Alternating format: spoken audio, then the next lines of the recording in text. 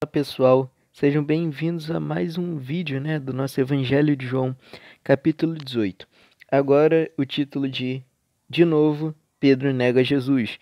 Lembrando que ele havia negado já uma vez, agora negaria mais duas vezes, né? Jesus tinha sido levado perante Anás, agora ele foi manietado, né? E foi levado perante Caifás, né? O sumo sacerdote. Bom, É, enquanto isso, ele era levado, né, ao sumo sacerdote. Lá estava Simão Pedro acantando-se, lembrando que ele estava lá naquela fogueira, naquele braseiro com os guardas, né, os servos, e perguntaram-lhe, pois, és tu porventura um dos discípulos dele? Ele negou e disse, não sou. Então aqui foi a segunda negação, né? E lembrando que ele estava no alpendre, o local onde que estava esse braseiro era no alpendre, e aqui no Evangelho de João não cita quem perguntou, né? Quais foram as pessoas que lhe perguntaram isso, mas só diz, perguntaram, então só diz que algumas pessoas perguntaram isso a ele, ele negou. Em Mateus é dito que nesse lugar no alpendre onde que estava o braseiro, né? Foi outra criada, né? Então teve aquela primeira criada lá do portão, encarregada da porta, mas agora é dito que outra criada perguntou. Mas isso não necessariamente significa que só essa outra criada perguntou. Ela pode ter perguntado juntamente com a primeira, né, que já tinha desconfiado, juntamente com outras pessoas também. Mas em Mateus ele relata sobre essa outra criada, né? Em Marcos ele relata que é a mesma criada, né, é, que perguntou no alpendre, no caso, seria aquela mesma criada do portão. Ou seja, essa mesma criada provavelmente estava junto com essa outra, né? Ela chamou uma amiga e tal, e elas foram perguntar a mesma coisa, né? Quando ele estava lá no alpendre, cantando, né? Com as outras pessoas. Em Lucas, apenas diz que foi outro que ele perguntou. Então, em João diz que foram, e não diz quais pessoas, ele diz que perguntaram-lhe. Em Mateus diz que foi outra criada, em Marcos diz que foi a mesma do portão, em Lucas diz que foi outra pessoa que o perguntou. Então é tranquilo essa parte. A terceira negação veio quando um dos servos, né, do sumo sacerdote, parente daquele a quem Pedro tinha decepado a orelha, ou seja, parente de Malco, perguntou: Não te vi eu no jardim com ele? Ou seja, ele tinha visto Pedro no Getsemane, quando eles foram prender a Jesus. Mas de novo Pedro negou, e no mesmo instante cantou o galo. Ou seja, a terceira negação, né? Lembrando que em Marcos ele já tinha cantado depois da primeira negação, e segundo Marcos ele teria cantado o galo, né, imediatamente agora após a terceira negação.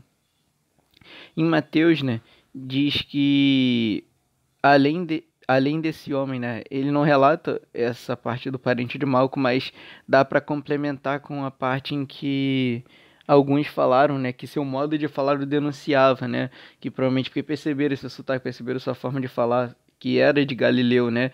Aí Pedro praguejou e tudo, né? E para dizer que não era ele, né? E em Marcos, né?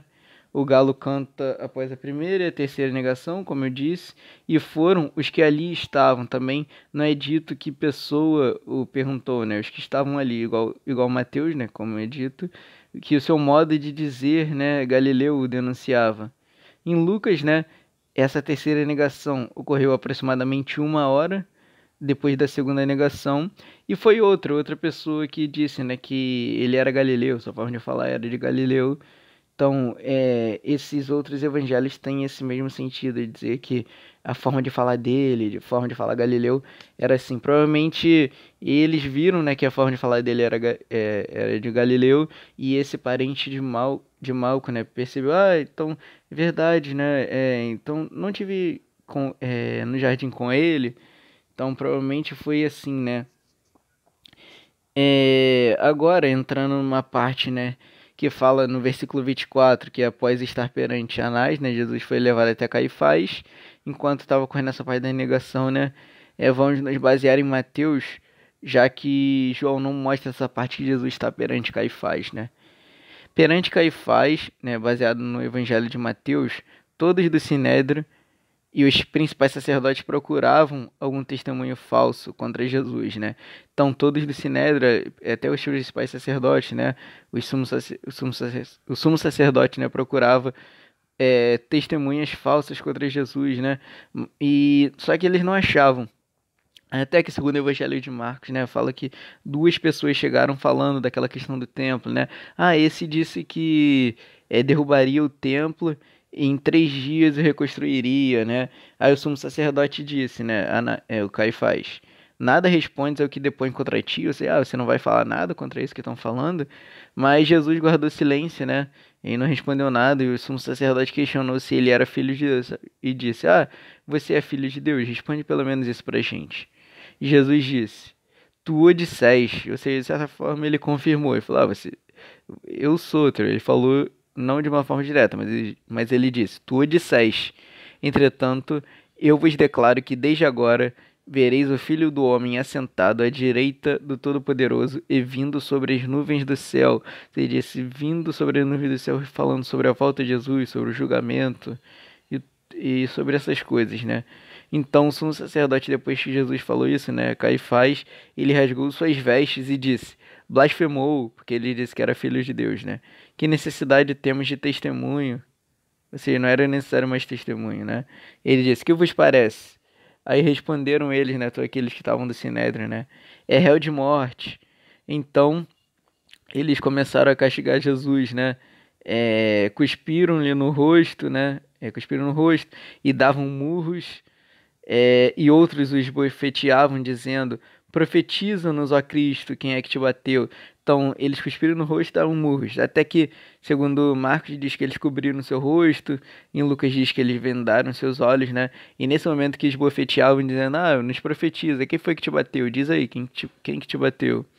E tudo isso era algo fora da lei, né? Foi um julgamento totalmente contrário à lei, um julgamento totalmente injusto, né? Porque na lei judaica dos rabinos, né, nenhum julgamento poderia começar ou terminar de noite, também não poderia começar e terminar no mesmo dia, e um prisioneiro não poderia ser açoitado, né, sem ainda não ser considerado culpado. Então tudo isso foi feito de forma totalmente ilegal contra Jesus.